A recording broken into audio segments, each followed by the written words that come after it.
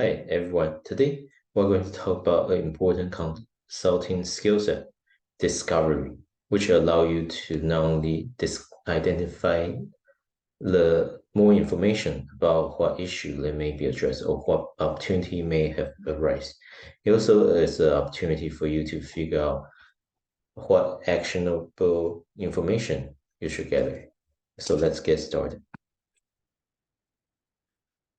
Today's agenda will be followed. We'll cover three main topics. First, we'll discuss the purpose of the discovery phase. Then we'll talk about two distinct discovery approaches on how you could gather information. Then we'll talk about two discovery perspectives. That is, what perspective, whether you are looking at this phase using consultant-centric perspective, or whether you want to adapt the organization's whole system perspective, right? So let's get started. Overall, there are three important purposes for this discovery phase. First is gather information. Fairly straightforward, right? The very first step of after the contracting and entry stage, the next important step is to gather information. And this information need to be relevant information that will allow you to address certain issues or capture emerging opportunities that your client may not be able to identify and capture. So information gathering is an important component. The second purpose of the discovery phase is you really want to develop an independent and fresh perspective on what's going on. That way will allow you to obtain valid information and identify actionable items. The third important purpose is that this is not at the discovery phase. It's not only an opportunity for you to passively identify relevant and valid information that will help you in the analysis phase. But at the same time, it's also a wonderful opportunity for you to create a process that will strengthen the client's commitment, ownership, which will help they take the next steps, right? So remember, the consulting process is not only about understanding what the key issues or what the emerging opportunities are, but it's very important to come up and identify actionable items and steps so for your client to execute and implement it, right? So that simply means that in the discovery phase, you really want to keep that in mind as well. Now let's talk about the two discovery approaches. Typically, when we think of consulting or any type, whether it's internal consulting or external consulting, we often imagine as someone with strong expertise in a particular area and go into an organization and figure out what the problem is, right?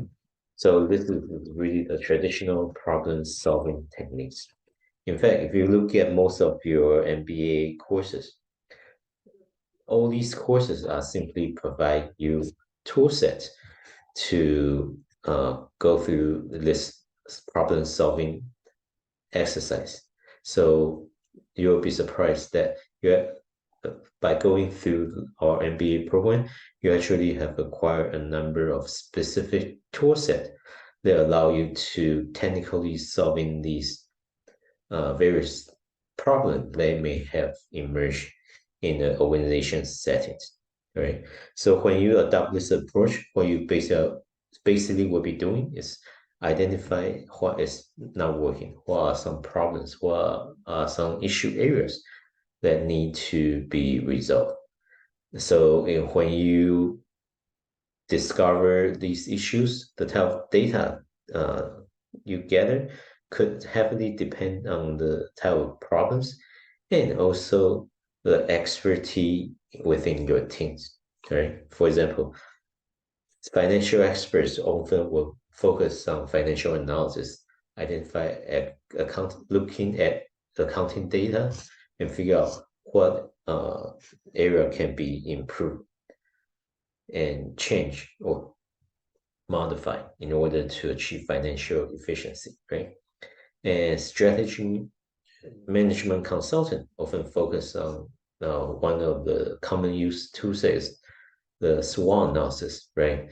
By identifying the organization's strength, weakness, and identify the emerging opportunity and threat in the environment. And this tool set will allow them to figure out what alternative strategy they can take in order to capture greater profit. So that's the typical traditional problem solving technique.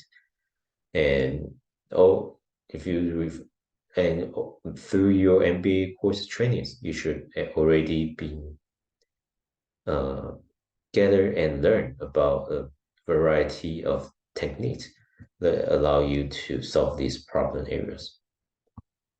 Another approach is so-called asset or strength-based approaches. So this approach is very different compared to the problem-focused approach. Instead of focusing on problems, you actually focus more on possibility, right? You look for the potential that the organization have in order to help them to further strengthen such potential in order to improve their organization efficiencies or capture more market space. And so basically what you are really doing is looking at what is working.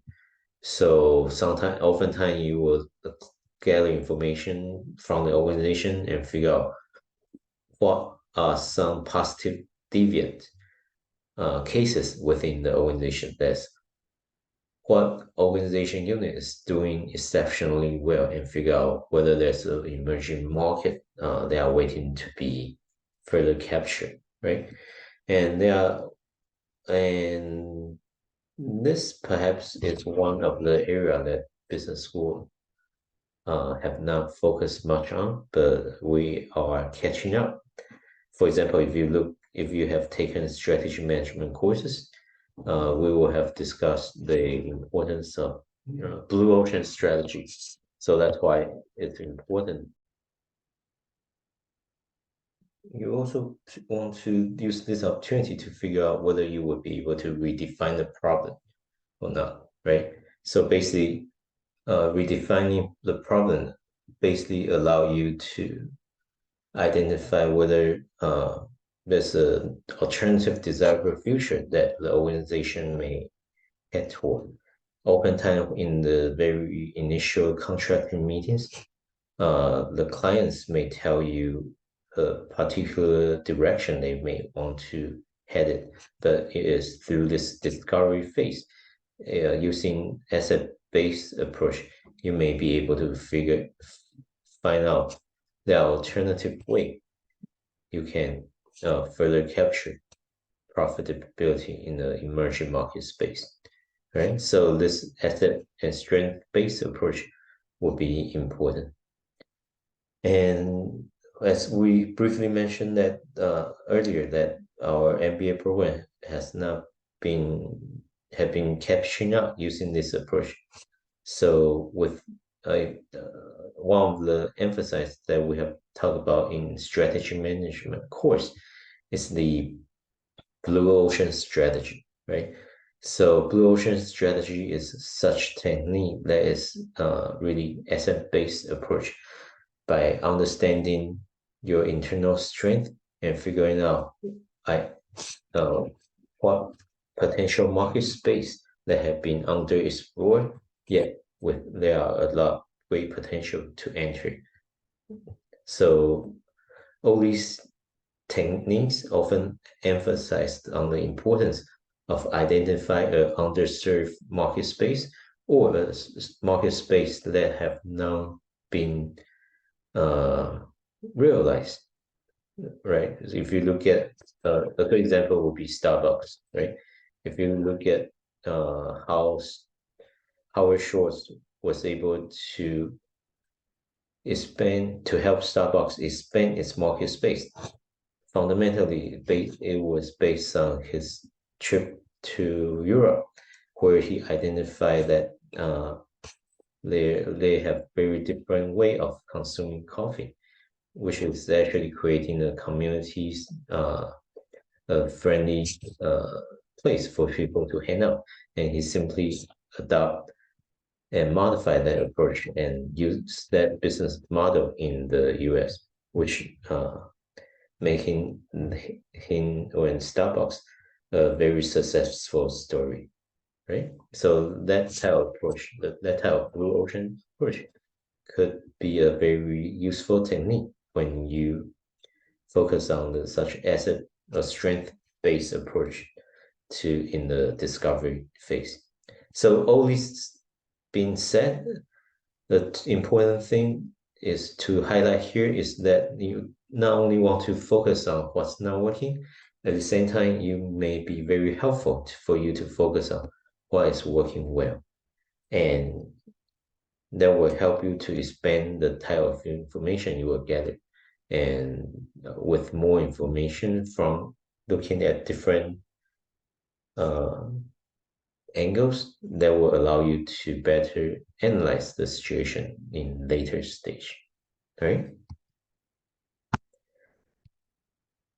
However, in this discovery phase, you would notice there could be an important tension between you and the clients, right? Oftentimes, very initially, the clients often will have his or her own desire and expectation of what the outcome of this consulting project would look like. However, these desire and expectations is only from their perspective. Uh, Often time because they don't have the expertise or they may be biased by their own education, on their own prior experience. And so these desire and expectation may not be that helpful. So if you simply give what they asked for, what they expected, it's very likely you will run a risk of not serving them well. Basically, you simply will be doing what they ask you to without identifying other alternative solutions that could greatly benefit the organization. On the other hand, if you simply ignoring their ask, it's likely you may run the risk of alienate them, making them feel you're not taking their suggestions, making feel there's a disconnect between the client and the consultant.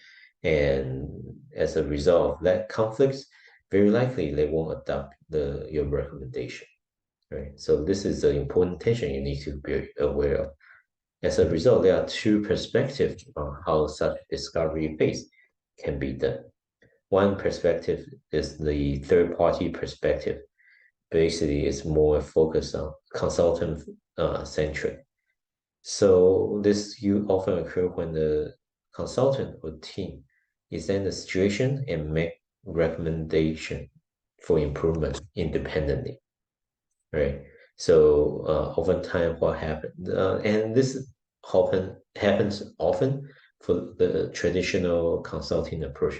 Basically, the consultant will go in the organizations, collect as much information as possible, then based on his or her expertise, analyze, combine this information in order to derive recommended solutions. So the advantage of this third-party perspective is that it can be objective and independent, provide an independent point of view. Because in this process, the consultant, besides the data gathering stage, the consultant would be doing all sort of analysis by him or herself uh, without being biased by the organization. However, the disadvantage is that there's a strong separation between the discovery and the doing, the recommendation or the actual implementation, right? Because at this point, all these recommendations are derived from the consultant themselves. So managers are often not involved. That really means that there's a big piece missing. There's a engagement opportunity that's been missing. So once the recommendation have been derived from this third party perspective, consultant really need to do the heavy lifting of convincing managers and other stakeholders that this recommendation is a valid one and the analysis you've done is very comprehensive. And so you can imagine that there will be a lot of effort being put in order to convince others that your approach is the best approach.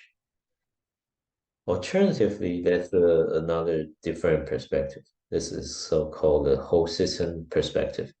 Basically, what you would do is you will get important stakeholders, and as many of them as possible, at the room simultaneously, and basically you want to get them involved and have them provide valid information to help you to solve problems, right? So by gathering information from majority of the stakeholders, this can be done in the physical setting or in virtual setting. By doing so, it will strongly help you to deepen the organization's sense of communities. And this approach will also allow you to see whether the information provided by everyone will whether they're a consistent, coherent thing that will emerge. So the advantage for this is that there's no need to select a set of action to anyone, and you'll also have the opportunity to result in high engagement and involvement from the whole organization. This can be seen as also as a bottom-up approach to in the discovery phase. However, the disadvantage for this is you can mention that in order to do this right, it would be time consuming and there may be some political barriers that you will have to maneuver. But it doesn't matter what if despite these disadvantages, the advantage for this whole system approach is that it will allow you to uh, better connect with the organizations and the recommendation you provided will be more convincing to the key stakeholders. Right? So which perspective or which approach you take will really based on you and your teams. What you feel comfortable, what you feel would be most appropriate for the situation. So this lecture simply highlight potential option out there, and it would really be up to you to determine what would work best in your situation, right? And finally, there are four important things to keep in mind. I find it valuable from the textbook. One, and I really want to reiterate these here. The first thing is that you really want to simplify the discovery inquiry to focus what information to focus on information that could help you to derive the actionable next steps. So you need to this information need to be used so that in a way that you can provide recommendation for client to proceed, right? So you also need to know what client can do and what action or what resources are available under their control. And also in the discovery phase, you also want to use everyday language whenever you gather, share informations. So, because the discovery phase is difficult already, you really don't need to hinder the communication channel between your clients and other important stakeholders. And third things to remember is that always pay attention to your relationship with the clients. You really want to include clients every opportunity possible in the decision in the process of making important decisions. So in this process, as long as you get clients involved, you will be able to get their buy-in more. Otherwise, they may feel why you are doing certain thing, why you are gathering certain information, or why you are coming up with certain recommendations. Is the mutual constant communication that will help you to attenuate some of these resistance. And also, always treat data from the client as valid and relevant information. And because basically that's their understanding of the situation. Although the information they provided may be subjective, but that's their perception. And for you, you need to figure out whether these data would be helpful for your recommendation or not. And also, you want to pay close attention on how your own team is being managed. Is everything one communicate efficiently, and is everyone on their task? And is have anyone in your team managed to make new discovery in this process? All these information should really share frequently in order to make it an efficient uh, team process, right? And that's it for today's uh, lecture. Thanks so much.